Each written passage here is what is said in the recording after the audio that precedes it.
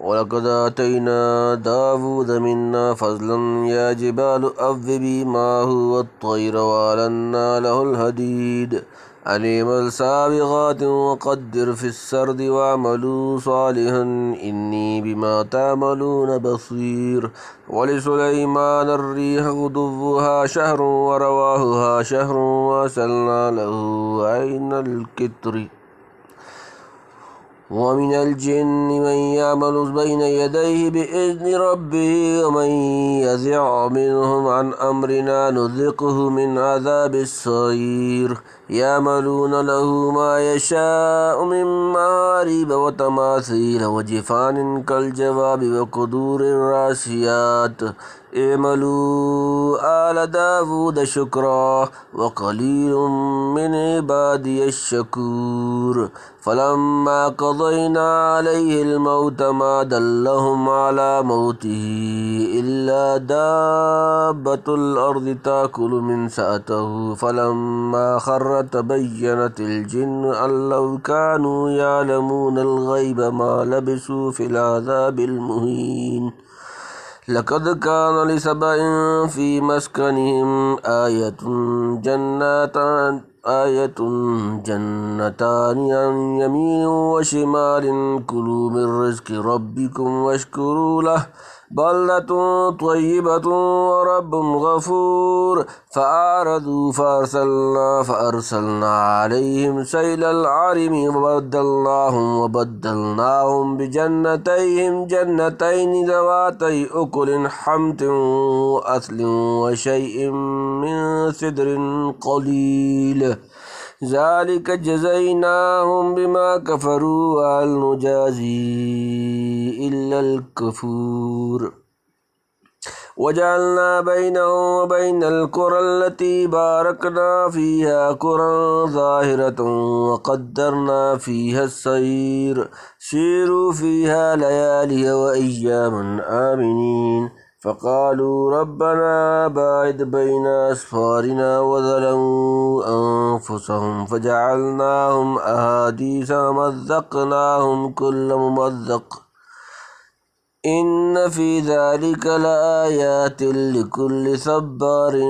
شَكُورٍ وَلَقَدْ صَدَّقَ عَلَيْهِمْ إِبْلِيسُ ظَنَّهُ فَاتَّبَعُوهُ إِلَّا فَرِيقًا مِّنَ الْمُؤْمِنِينَ وَمَا كَانَ لَهُ عَلَيْهِم مِّن سُلْطَانٍ إِلَّا لِنَعْلَمَ مَن يُؤْمِنُ بِالْآخِرَةِ مِمَّنْ هُوَ مِنْهَا فِي شَكٍّ وَرَبُّكَ عَلَىٰ كُلِّ شَيْءٍ حَفِيظٌ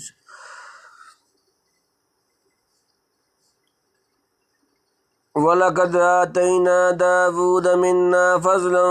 يَا جِبَالُ أَوِّبِي مَعَهُ وَالطَّيْرَ وَأَلَنَّا لَهُ الْحَدِيدَ وَلَقَدْ آتَيْنَا تحقیق ہم نے دیا داؤد منا اپنی طرف سے فضل یا جبالو اے پہاڑوں اوبی تسبیح کرو معاہو اس کے ساتھ والطیرہ اور پرندوں وَأَلَنَّا اور ہم نے نرم کر دیا لہو اس کے لیے الحدید لوہا اور ہم نے دی ہے داؤد کو اپنی طرف سے بڑائی اے پہاڑوں خوش آوازی سے پڑھو اس کے ساتھ اور اڑتے جانوروں کو اور نرم کر دیا ہم نے اس کے آگے لوہا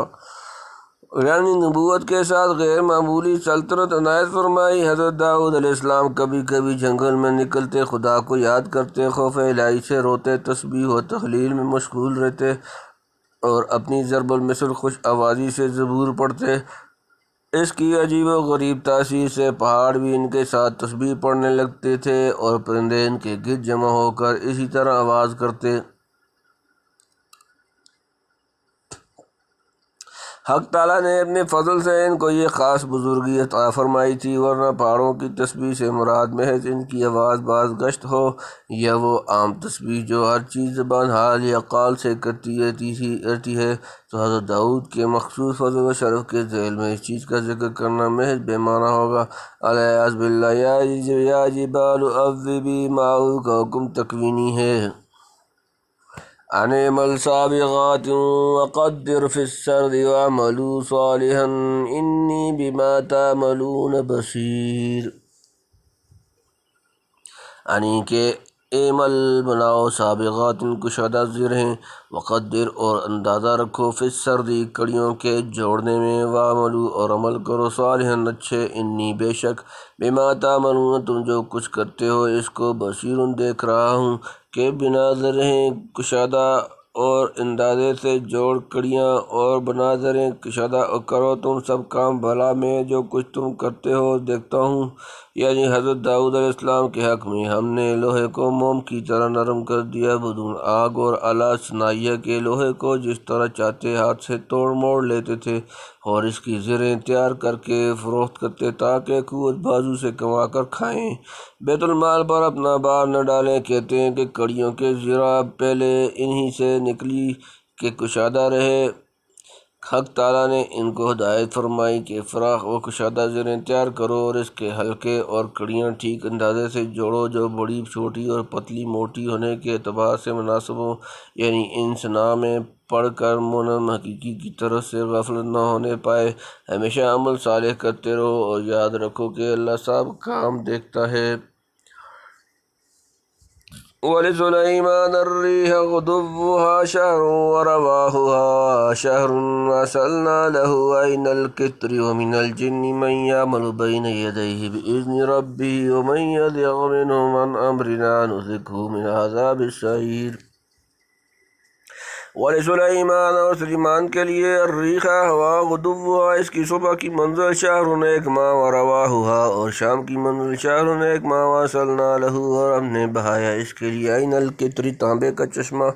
ومن اور سے الجن جن من یعمل وہ کام کرتے بین یدیہ اس کے سامنے اذن حکم سے ربی اس کے رب کے ومن اور جو یزع کجی کرے گا منہم ان میں سے ان امرنا ہمارے حکم سے نذقہ ہم اس کو چکھائیں گے من سے کا عذاب عذاب السعیر آگ دوزخ۔ اور سلیمان کے آگے ہوا کو صبح کی منزل اس کی ایک قدم ایک مہینے کی اور شام کی منزل ایک مہینے کی اور بہا دیا ہم نے اس کے واسطے چشمے پگھلے ہوئے تانبے کا۔ اور جنوں میں کتنے لوگ تھے جو محنت کرتے اس کے سامنے اور اس کے رب کے حکم سے، اور جو کوئی پھرے ان میں سے ہمارے حکم سے چکھائیں ہم اس کو آگ کا عذاب۔ حضرت سلیمان کا تخت تھا جو فضا میں اڑتا ہوا اس کو شام سے یمن اور یمن سے شام لے چلتی ہوا۔ اللہ تعالیٰ نے ہوا کو ان کے لیے مسخر کر دیا تھا۔ ایک مہینے کی مسافت ہوا کے ذریعے سے آدھے دن میں طے ہوتی تھی۔ سورہ انبیاء اور سورہ نمل میں اس کا کچھ بیان گزر چکا ہے اور آگے سورہ صاد میں آئے گا۔ اور پگھلے ہوئے تانبے کا چشمہ کہتے ہیں کہ اللہ تعالیٰ نے یمن کی طرف نکال دیا تھا۔ اس کو سانچوں میں ڈال کر جنات بڑے بڑے برتن دیگیں اور لگن وغیرہ تیار کرتے تھے جن میں ایک لشکر کا کھانا پکتا اور کھلایا جاتا۔ یعنی بہت سے جنہیں دوسری جگہ شیاطین سے تعبیر فرمایا معمولی کلیوں اور خدمتگاروں کی طرح اس کے کام میں لگے رہتے تھے۔ اللہ کا حکم تھا کہ سلیمان کی اطاعت کریں، ذرا سرکشی کی تو آگ میں پھونک دیا جائے گا۔ يعملون له ما يشاء من محاريب وتماثيل وجفان كالجواب وقدور الراسيات اعملوا آل داود شكرا وقلیل من عبادی الشکور۔ یعملون وہ بناتے لہو اس کے لیے ما یشاء جو وہ چاہتے من سے محاریب بڑی عمارتیں قلعے و تماثیل و تصویریں و جفان اور لگن کل جوابی ہو جیسے وہ قدورن اور دیگیں راسیات ایک جگہ جمی ہوئی۔ اعملوا تم عمل کرو آل داود خاندان داود شکران شکر بجا لا کر وقلیل اور تھوڑے من سے عبادی میرے بندے شکر گزار بناتے اس کے واسطے جو کچھ چاہتا قلعے اور تصویریں اور لگن جیسے تالاب اور دیگیں چولہوں پر جمی ہوئی کام کرو اے داؤد کے گھر والوں احسان مان کر، اور تھوڑے میں میرے بندوں میں احسان ماننے والے یعنی بڑے بڑے محل مسجدیں اور قلعے جنات تعمیر کرتے اور مجسم تصویریں بناتے جو ان کی شریعت میں ممنوع نہیں ہوں گی۔ شریعت محمدیہ نے منع کر دیا۔ اور تانبے کے بڑے بڑے لگن بناتے جیسے حوض یہ تالاب اور دیگیں تیار کرتے جو اپنی جگہ سے ہل نہ سکتی تھیں، ایک ہی جگہ رکھ رہتی، یعنی ان عظیم شان انعامات احسانات کا شکر ادا کرتے رہو، محض زبان سے نہیں بلکہ عمل سے وہ کام کرو جن سے حق تعالیٰ کی شکر گزاری ٹپکتی ہو۔ بات یہ ہے کہ احسان تو خدا کم و بیش سب پر کرتا ہے، لیکن پورے شکر گزار بندے بہت تھوڑے ہیں، جب تھوڑے ہیں تو قدر زیادہ ہوگی، لہذا کامل شکر گزار بن کر اپنی قدر و منزلت بڑھاؤ۔ یہ خطاب داؤد کے کنبے اور گھرانے کو ہے، کیونکہ علاوہ مستقل احسانات کے داؤد پر احسان من وجہ سب پر احسان کہتے ہیں کہ داؤد علیہ السلام نے تمام گھر والوں پر اوقات تقسیم کر دیے تھے۔ دن رات کے 24 گھنٹوں میں کوئی وقت ایسا نہ تھا جب ان کے گھر میں کوئی نہ کوئی شخص عبادت الہی میں مشغول نہ رہتا ہو۔ فَلَمَّا قَضَيْنَا عَلَيْهِ الْمَوْتَ مَا دَلَّهُمْ عَلَىٰ مَوْتِهِ إِلَّا دَابَّةُ الْأَرْضِ تَأْكُلُ مِنْ سَأَتِهِ فَلَمَّا خَرَّ تَبَيَّنَتِ الْجِنُّ أَن لَّوْ كَانُوا يَعْلَمُونَ الْغَيْبَ مَا لَبِثُوا فِي الْعَذَابِ الْمُهِينِ۔ فلما پھر جب ہم نے قضینا حکم جاری کیا علیہ اس پر الموت موت، ما دلہ میں نے پتہ نہ دیا علی موت ہی اس کی موت کا، الا مگر دابۃ الارض گھن کا کیڑا، تاکل وہ کھاتا تھا، من ساتہ اس کا عصا، فلما پھر جب خر وہ گر پڑا، تبینت حقیقت کھولی، الجن جن ان کے اگر لو کانوا یعلمون وہ جانتے ہوتے، الغیب غیب، ما لبثوا نہ رہتے فی میں العذاب عذاب المہین ذلت۔ پھر جب مقرر کیا ہم نے اس پر موت کو، نہ جتلایا ان کو اس کا مرنا، مگر کیڑے نے گھن کر کھاتا رہا اس کا عصا۔ پھر جب وہ گر پڑا، معلوم کیا جنہوں نے کہ اگر خبر رکھتے ہوتے غیب کی، نہ رہتے ذلت کی تکلیف میں۔ حضرت سلیمان علیہ السلام جنہوں کے ہاتھوں مسجد بیت المقدس کی تجدید کرا رہے تھے، جب معلوم کیا کہ میری موت آ پہنچی، جنہوں کو نقشہ بتا کر آپ ایک شیشے کے مکان میں در بند کر کے عبادت الہی میں مشغول ہو گئے، جیسا کہ آپ کی عادت تھی کہ مہینوں خلوت میں رہ کر عبادت کیا کرتے تھے۔ اسی حالت میں فرشتے نے روح قبض کر لی اور آپ کی ناش مبارک لکڑی کے سہارے کھڑی رہی۔ کسی کو آپ کی وفات کا احساس نہ ہو سکا۔ وفات کے بعد مدت تک جن بدستور تعمیر کرتے رہے، جب تعمیر پوری ہو گئی، جس عصا پر ٹیک لگا رہے تھے گھن کے کھانے سے گرا، تب سب کو وفات کا حال معلوم ہوا۔ اس سے جنات کو خود اپنی غیب دانی کی حقیقت کھل گئی، اور ان کی معتقد انسانوں کو بھی پتہ لگ گیا کہ اگر انہیں غیب کی خبر رہتی تو کیا اس ذلت میں تکلیف میں پڑے رہتے، حضرت سلیمان کی وفات کو محسوس کرتے ہی کام چھوڑ دیتے۔ اس سے یہ بھی ظاہر ہو گیا کہ شیاطین وغیرہ کی تسخیر کچھ حضرت سلیمان کا کسبی کمال نہ تھا، محض فضل عزی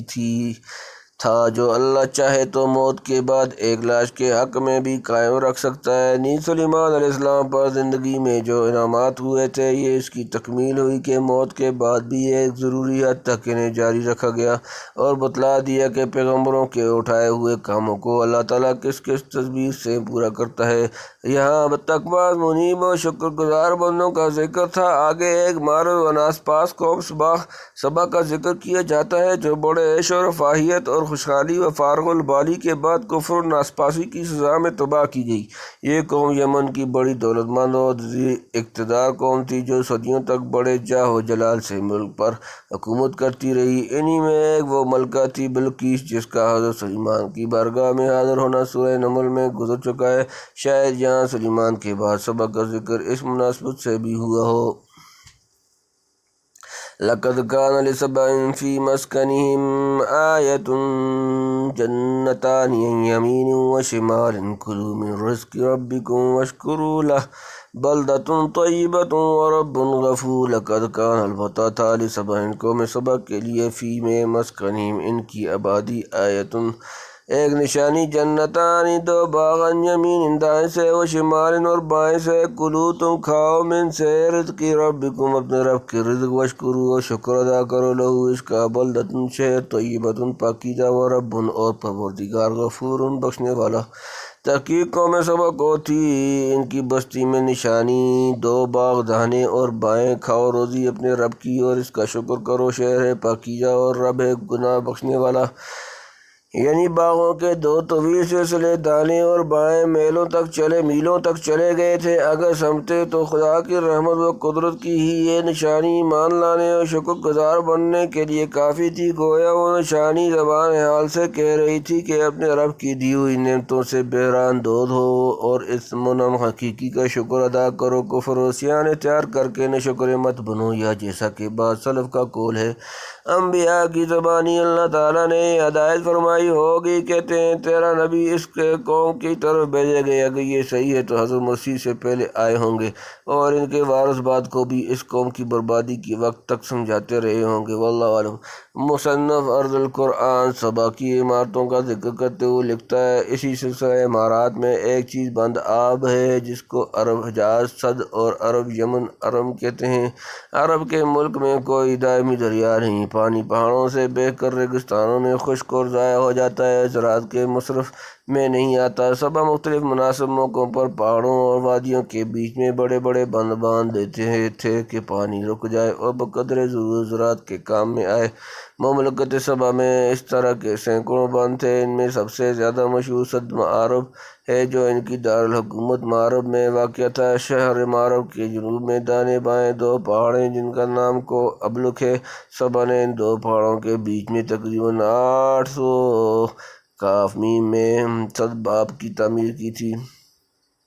قبل مسیح۔ یہ بند تقریباً 150 فٹ لمبی اور 50 فٹ چوڑی ایک دیوار ہے۔ اس کا اکثر حصہ تو اب افتادہ ہے، تاہم ایک ثلث دیوار اب بھی باقی ہے۔ ارناڈ ایک یورپین سیاح نے اس کے موجود حالات پر ایک مضمون فرینچ ایشیاٹک سوسائٹی کے جرنل میں لکھا ہے۔ اس کا موجودہ نقشہ نہایت عمدگی سے تیار کیا ہے۔ اس دیوار پر جا بجا کتبات ہیں، وہ بھی پڑھے گئے۔ اس سد میں اوپر نیچے بہت سی کھڑکیاں تھیں جو حسب ضرورت کھولی اور بند کی جا سکتی ہیں۔ سد کے دائیں بائیں مشرق مغرب میں دو بڑے بڑے دروازے تھے جن سے پانی تقسیم ہو کر چپ و راست کی زمینوں کو سیراب کرتا تھا۔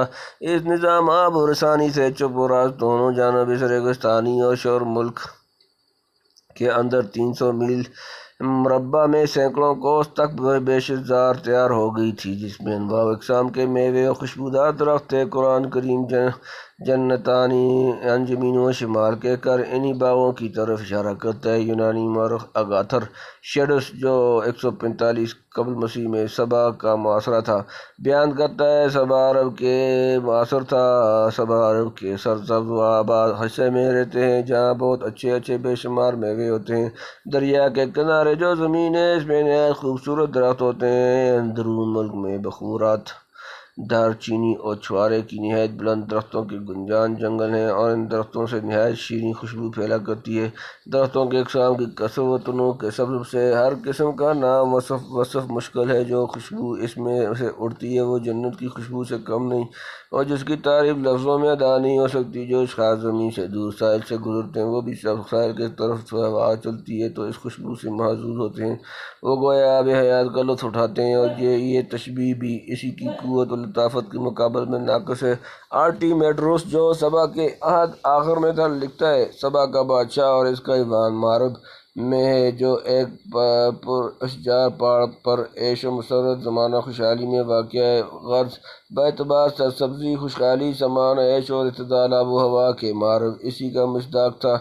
بلدۃ طیبۃ و رب غفور، رب غفور سے ادھر اشارہ کر دیا ہے کہ اپنی طرف سے شکر گزار بنو۔ اگر بے مقتضائے بشریت کچھ تقصیر رہ جائے گی تو اللہ چھوٹی چھوٹی باتوں پر ایسا سخت نہیں پکڑتا،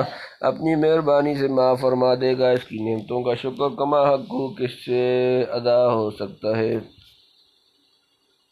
فَأَعْرَضُوا فَأَرْسَلْنَا عَلَيْهِمْ سَيْلَ الْعَرَمِ وَبَدَّلْنَاهُمْ بِجَنَّتَيْهِمْ جَنَّتَيْنِ ذَوَاتَيْ أُكُلٍ خَمْطٍ وَأَصْلٍ وَشَيْءٍ مِّن سِدْرٍ قَلِيلٍ۔ فَأَعْرَضُوا پھر انہوں نے منہ موڑ لیا، فَأَرْسَلْنَا تو ہم نے بھیجا، عَلَيْهِمْ ان پر سیل العرم سیلاب بند سے رکا ہوا، وَبَدَّلْنَاهُمْ اور ہم نے انہیں بدل دیا، بِجَنَّتَيْهِمْ ان کے دو باغوں کے بدلے، جنتین دو باغ، ذواتَيْ والے، أُكُلٍ میوہ، خمطٍ بدمزہ، و اصل اور جاڑ، و شیء اور کچھ، من سدر بیریاں، قلیل تھوڑی سو، امتحان میں نہ لائے، پھر چھوڑ دیا ہم نے ان پر ایک نالا زور کا اور دیے ہم نے ان کو بدلے میں ان 2 باغوں کے 2 اور باغ جن میں کچھ میوہ کثیرہ تھا اور جاؤ اور کچھ بید تھوڑے سے، یعنی نصیحتوں کو خاطر میں نہ لائے اور مومن حقیقی کی شکر گزاری سے منہ موڑ رہے۔ تب ہم نے پانی کا عذاب بھیج دیا، وہ بند ٹوٹا، تمام باغات اور زمینیں غرقاب ہو گئیں اور ان کا اعلیٰ درجے کی نفیس میووں اور پھلوں کی جگہ نکمے درخت اور جھاڑ جھنکار رہ گئے، جہاں انگور، چھوارے اور قسم قسم کی نعمتیں پیدا ہوتی تھیں، اب وہاں پیلو، جھاؤ، کسیلے اور بدمزے پھل والے درختوں کے سوا کچھ نہ تھا، جن میں بہترین چیز تھوڑی سی جڑ پڑی بیریوں کو سمجھ لو۔ یہ واقعہ حضرت مسیح اور نبی کریم صلی اللہ علیہ وسلم کے درمیان عہد کا ہے۔ محققین آثار قدیمہ کو ابرہۃ الاشرم کے زمانے کا ایک بہت بڑا کتبہ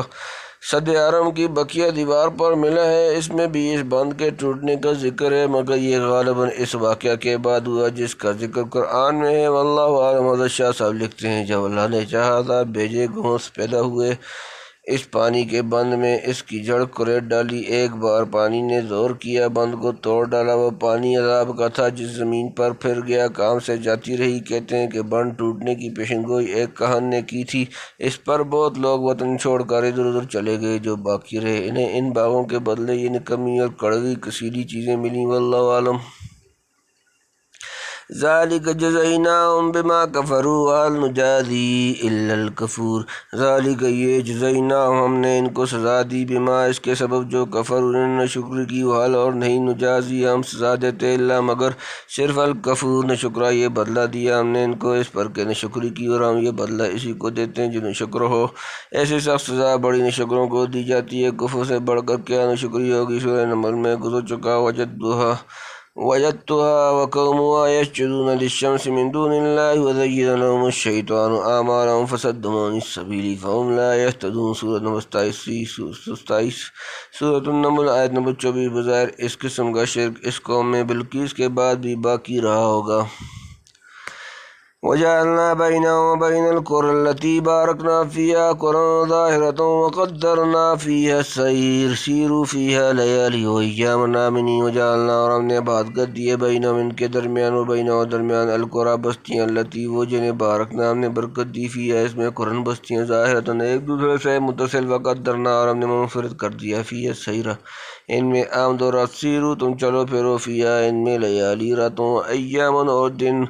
دنوں، آمنین امن سے بے خوف و خطر رکھی تھی ہم نے ان میں اور ان بستیوں میں جہاں ہم نے برکت رکھی ہے، ایسی بستیاں جو راہ پر نظر آتی تھیں، اور منزلیں مقرر کر دی ہم نے ان میں آنے جانے کی، پھر دان میں راتوں اور دنوں کو امن سے پھر ان میں برکت والی بستیاں ملک شام کی ہیں، یعنی ان کے ملک سے شام تک راستہ ممنون تھے، سڑک کے کنارے کنارے دیہات کا سلسلے ایسے اندازے اور تناسب سے چلا گیا تھا کہ مسافر کو ہر منزل پر کھانا پانی آرام کرنے کا موقع ملتا تھا۔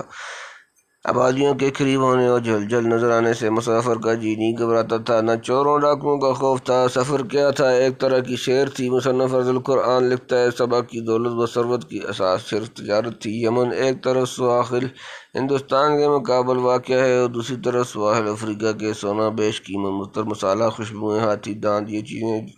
حبش اور ہندوستان سے ٹھیک پہن یمن آ کر اترتی تھیں۔ وہاں سے سبا اونٹوں پر لاد کر بحر احمر کے کنارے خشکی جہاز سے گزر کر شام و مصر لاتے تھے۔ قرآن مجید نے اس راستے کو امام مبین لکھا کھلا راستہ، اور اسی سفر کا نام رحلۃ الشتاء والصیف رکھا ہے، جس کو قریش نے جاری کیا تھا۔ ان تجارتی کاروانوں کی آمد و رفت کی سبب یمن سے شام تک آبادیوں کی ایک قطار قائم تھی، جہاں بے خوف و خطر سفر ہو سکتا تھا۔ یونانی مورخ اراؤ سٹاہنس 194 قبل مسیح بیان کرتا ہے کہ حضرموت سے سبا کے ملک تک 40 روز کا راستہ ہے، اور معین سے سوداگر 70 دن میں ایلا اقبا پہنچتے ہیں۔ فقالوا ربنا باعث بين أسفارنا وظلموا أنفسهم فجعلناهم أحاديث ومزقناهم كل ممزق إن في ذلك لآيات لكل صبار شكور۔ فقالوا کہنے لگے ربنا اے ہمارے رب آئے دوری پیدا کر بین اسفارنا ہمارے سفروں کے درمیان وظلموا اور انہوں نے ظلم کیا انفسہم اپنی جانوں پر فجعلناہم تو ہم نے بنا دیا انہیں احادیث افسانے ومزقناہم اور ہم نے انہیں پراگندہ کر دیا کل ممزقن پوری طرح پراگندہ ان بے شک فی ذالک اس میں لآیات نشانیاں لکل صبار ہر بڑے صبر کرنے والے شکور شکر گزار ہے پھر کہنے لگے رب دراز کر دے ہمارے سفروں کو اور آپ اپنا برا کیا پھر کر ڈالا ہم نے ان کو کہانیاں کر ڈالا چیز کا ٹکڑے ٹکڑے اس میں پوتے کی باتیں سار صبر کرنے والے شکر گزار کو زبان حال سے کہا ہوگا ممکن ہے زبان کال سے کہنے لگے ہوں گے کہ اللہ اس طرح سفر کا لطف نہیں آتا منزلیں دور ہوں آس پاس آبادیاں نہ ملیں بھوک پیاس ستائے تب سفر کا مزہ ہے حضرت شاہ صاحب لکھتے ہیں آرام میں مستی آئی لگے تکلیف مانگنے کے جیسے اور ملکوں کی خبر سنتے ہیں سفروں میں پانی نہیں ملتا بادی نہیں ملتی ویسا ہم کو بھی ہو یہ بڑی نشکری ہوئی جیسے بنی اسرائیل نے من و سلوہ سے اکتا کر لہسن پیاز کی طلب کی تھی یعنی ہم نے شرازہ بکھیر دیا اور ان کو پارا پر کر ڈالا اکثر خاندان ادھر ادھر منتشر ہو گئے کوئی ایک طرف کوئی دوسری طرف نکل گیا بادیوں کے نام و نشان حرف غلط کی طرف مٹ گئے اب ان کے صرف کہانیاں باقی رہ گئیں کہ لوگ سنیں اور عبرت پکڑیں ان کا وہ عظیم الشان تمدن و شان و شکوہ سب حق میں مل گیا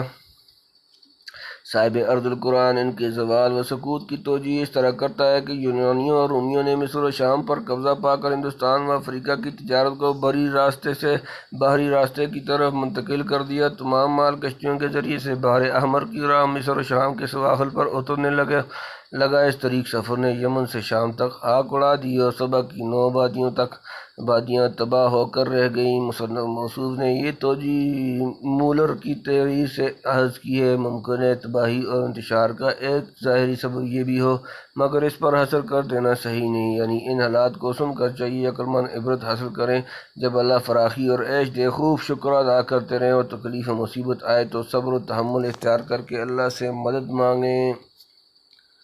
وَلَقَدْ صَدَّقَ عَلَيْهِمْ إِبْلِيسُ ظَنَّهُ فَاتَّبَعُوهُ إِلَّا فَرِيقًا مِّنَ الْمُؤْمِنِينَ وَلَقَدْ البتہ صدقہ سچ کر دکھایا علیہم ان پر ابلیس ظنّہ اپنا گمان فاتبعوہ پس انہوں نے اس کی پیروی کی اللہ سوائے فریقاً ایک گروہ من سے کا المؤمنین مومن اور سچ کر دکھلائی ان پر ابلیس نے اپنی اٹکل پھر اسی کی راہ چلے مگر تھوڑے سے ایماندار پہلے دن ابلیس نے تخمینہ کر کے کہا تھا لَأَحْتَنِكَنَّ ذُرِّيَّتَهُ إِلَّا قَلِيلًا سورۃ نمبر 17 سورۃ الاسراء آیت نمبر 62 اور ثُمَّ لَآتِيَنَّهُم مِّن بَيْنِ أَيْدِيهِمْ وَمِنْ خَلْفِهِمْ وَعَنْ أَيْمَانِهِمْ وَعَنْ شَمَائِلِهِمْ وَلَا تَجِدُ أَكْثَرَهُمْ شَاكِرِينَ سورۃ نمبر 7 سورۃ الأعراف آیت نمبر 17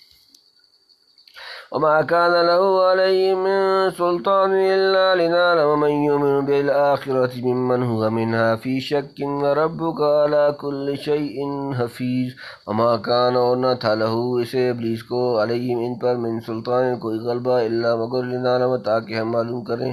من یؤمن جو ایمان رکھتا ہے بالآخرت آخرت پر ممن اس سے جو ہوا وہ منہا اس سے فی شک شک میں وربک اور تیرا رب ہے علی اپر کل شیء ہر شے حفیظ نگہبان اور اس کا ان پر کچھ زور نہ تھا مگر اتنا واسطہ کہ معلوم کر لیں ہم اس کو جو یقین لاتا ہے آخرت پر جدا کر کے اس سے جو رہتا ہے آخرت کی طرف سے دھوکے میں اور تیرا رب ہر چیز پر نگہباں ہے یعنی شیطان کو یہ قدرت نہ تھی کہ لاٹھی لے کر ان کو زبردستی رائے حق سے روک دیتا وہاں بہکاتا پھسلاتا ہے اور اتنی قدرت بھی اس لیے دی گئی کہ بندوں کا امتحان ابتلا منظور تھا دیکھیے کہ کون آخرت پر یقین کر کے خدا کو یاد رکھتا ہے کون دنیا میں پھنس کر انجام سے غافل ہو جاتا ہے اور بیوقوف بن کر شک یا دھوکہ میں پڑ جاتا ہے اللہ کی حکمت کا مقتضا یہی تھا کہ دنیا میں انسان کے لیے دونوں طرف جانے کے راستے کشادہ رکھیں جیسے کہ پہلے کئی جگہ اس کی تقریر ہو چکی ہے ایسا نہیں کہ معاذ اللہ خدا کو خبر نہ ہو بے خبری میں شیطان کسی بندے کو اچک لے جائے سمجھ لو کہ ہر چیز اللہ کی نگاہ میں ہے اور تمام احوال و شؤون کی دیکھ بھال وہی ہم وقت کرتا ہے جس کو جتنی آزادی دے رکھی ہے وہ عجز و صفا سے نہیں حکمت و مصلحت کی بنا پر ہے